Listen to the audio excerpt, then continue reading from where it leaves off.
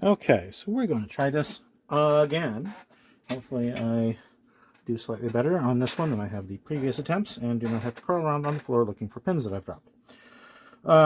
This is an Ace Hardware. It's the interior portion of a, what's the word for it? It's a lock. Deadbolt. There we go. It's the interior portion of a deadbolt. There's stuff that would normally be here. I've removed it for the sake of simplicity. If somebody really wants me to go out and buy another one and take the whole thing apart out of the package, fine, I will. No big deal. I don't care. This is a 5-pin with some spool pins. Nothing terribly complicated, but the instructions didn't seem to indicate that there needed to be a particular grade of lock for gutting and reassembling, just demonstrating that we can, which I have so far this evening failed to do successfully. Well, I mean, I've reassembled it a number of times. I just haven't gutted it cleanly without having to pick anything up off the floor. So I'm trying to do this in a take where you're not watching my butt, you know, as I'm crawling around on the floor. You're welcome. This is a retainer that goes on the back, or on the bottom, honestly. This is currently in here upside down. Probably not the smartest idea for me to do it upside down, but it gets this on top, and I will eventually use that for pushing everything down into the chamber. It's not necessary, but it does make it easier to put the pins back in. Ask me how I know. Before I do anything with that, we're going to go ahead, we're going to put the key in here, and you can see all of the pins line up just fine, rotates just fine. There you go. You have your little demo. This is a currently functioning lock. Me and gravity tonight. You know what? I might just leave that for a while. Although I am going to need it later. There it is. Cool. Maybe I'm just way too sober to be doing this.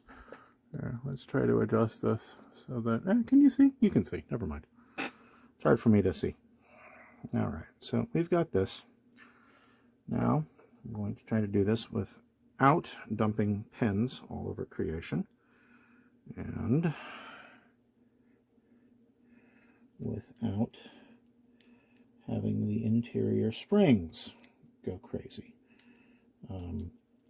I ruined one of the interior springs earlier in a previous attempt to do this. It got caught up in the system somehow and got all bungled up. There we go. In a very unpleasant fashion. So, just going to set you right there. Try to make sure that my shim is where it belongs. It is. Okay, so I'll be taking them out from front to back, left to right. Spring. These pins, obviously, I'm going to set down here in just, well, actually, let's just go ahead and set them down. Put them in where they're going to be. 2, 3, 4, 5. There we go. We got our pins. First one is a steel. This was the 1 pin, close to the front. The others are all brass. I do not know why it's double drilled like this. That confuses me. There's no sidebar or anything. Maybe I don't know. But that's our pins. I guess the key goes that way to these. So now we're going to try to do this without sending any springs flying off into Never Ever Land. I'm going to put my thumb here. It may make it hard for you guys to see, because that way, if it does release under spring tension, it won't send the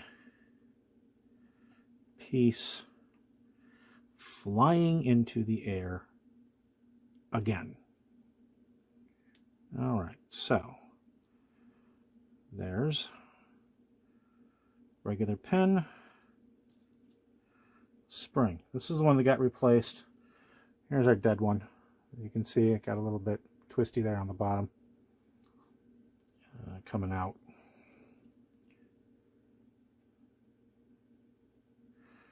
Release the pressure. This is a spool pin in number 2. And grab the spring. You can see, I don't know, I'm actually not sure if you can see. I'll try to pick these up and bring them closer to the camera for you momentarily. The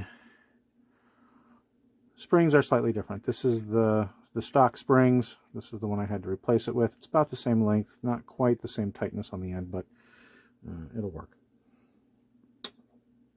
I'm also not picking this one for anything, so, you know, it doesn't really matter all that much.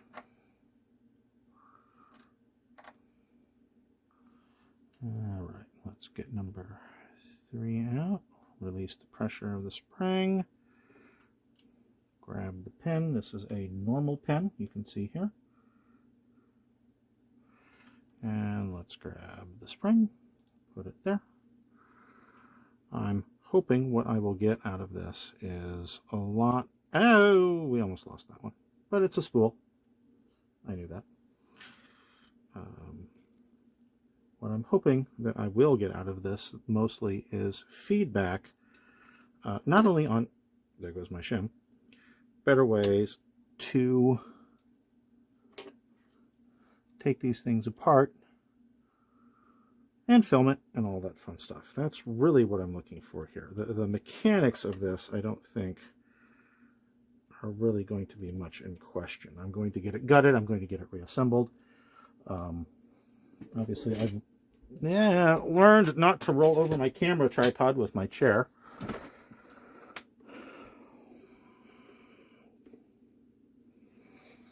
This is going to go on the comedy reel for our submissions, I think. So this is what we've got. We've got one's a plane, got a spool on 2, plane, spool on 4, and I think they're numbered 1 to 5 from front to back. I actually don't know. I should look that up. Feel free to tell me everything I'm doing wrong. I love to learn. But we got 2 spools and 3 planes, and then regular, and we got stainless steel for steel at the very least. I don't know if it's stainless, probably is.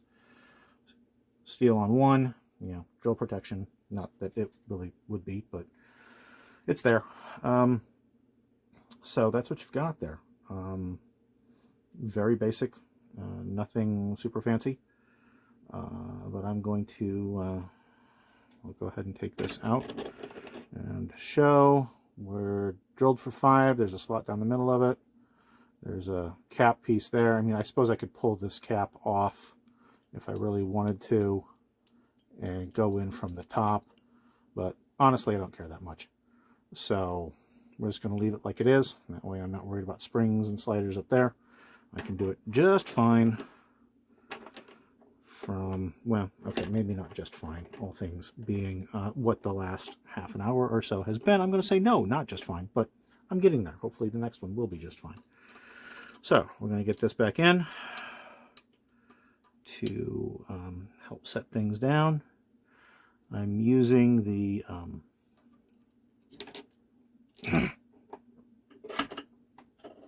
I'm using this to help ramp the pins down into their slots a little bit, and we'll see what happens. So there's the spring, there's the pin. I did discover that it is actually nice and easy to come in on these from above with the tweezers through that.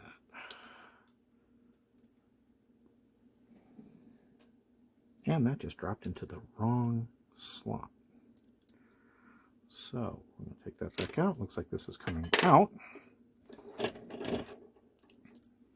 I may discover that it's actually easier to do this in hand rather than the vise. I'm also leaned back pretty far because of the camera. I don't want to get my head in there if I can keep from it.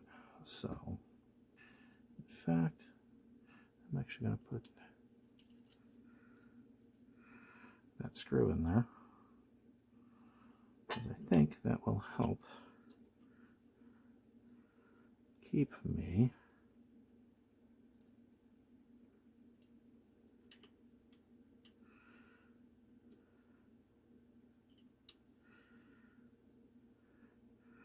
from accidentally dropping this. Yeah, yeah, that just saved me.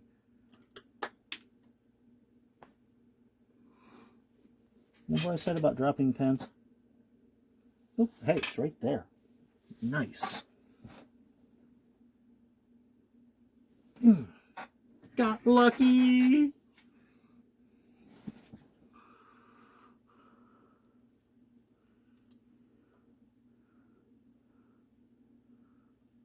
There we go.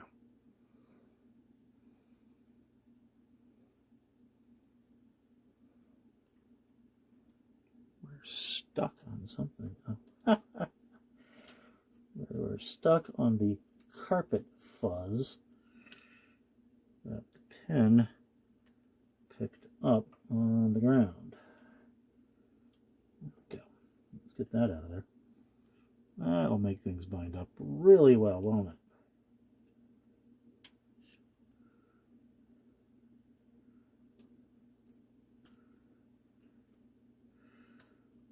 Obviously, I'm not an ace on this.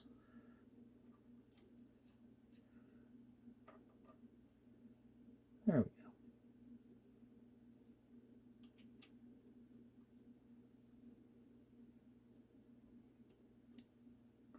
And the back pin is in. Let's get this spool pin in.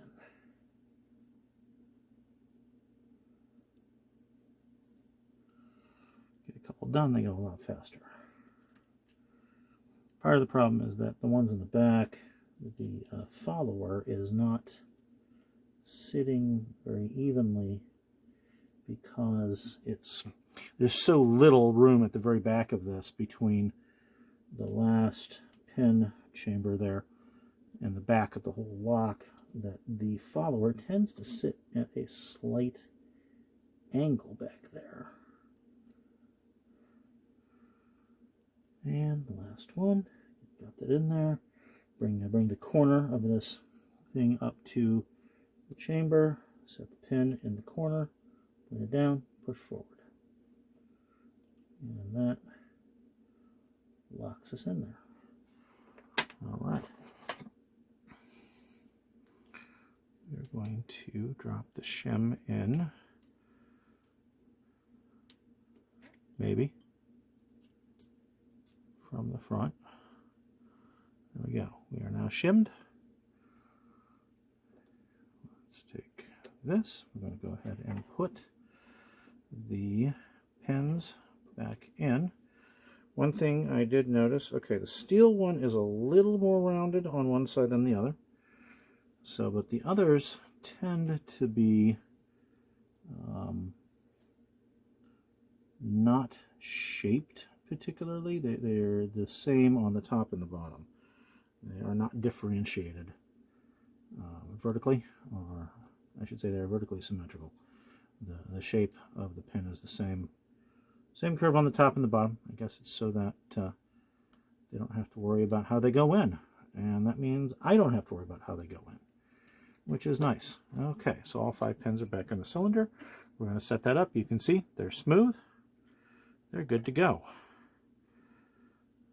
So we are going to slide that all the way back.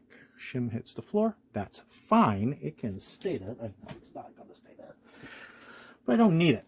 So that's in. We're going to drop this back on here so that a full 180 rotation isn't going to drop pins into the inside of the lock were it to be used as a lock again.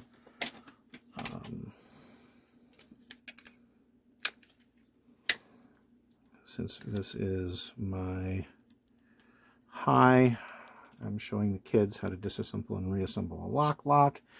I'm not going to use anything more buff than some simple tape. And we go ahead, we're going to screw that back on. I screw it on all the way and then back it off a little bit so that it turns and it's not binding. So we go all the way through, pull the key out. It does not turn, you can see. Key in, and it turns again. So we had a successful, this time, gutting and reassembly. Thank you.